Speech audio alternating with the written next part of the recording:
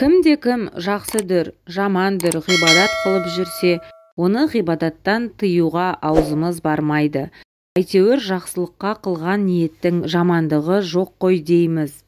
Ләкин сондай адамдар толымды ғибадатқа ғылымы жетпесе де қылса екен. Бірақ оның екі шарты бар, оны білсе екен. Әуел иманның иқтиқатын махкамлемек керек, екінші үйреніп жеткенше осы да болады ғой демей, үйрене берсе керек. Кім үйреніп жетпей жатып, үйренгенін қойса, оны Құдай ұрды, ғибадаты ғибадат болмайды. Уә ләкин кім иман неше нәрсе бірлән кәмелет табатығынын уа неше жерден бұзылатығынын білмей, басына шалма орап, бірадар атын көріп, рузашыл, намазшыл болып жүргені көңілге қалың бермей тұрып, жыртысын салғанға ұқсайды.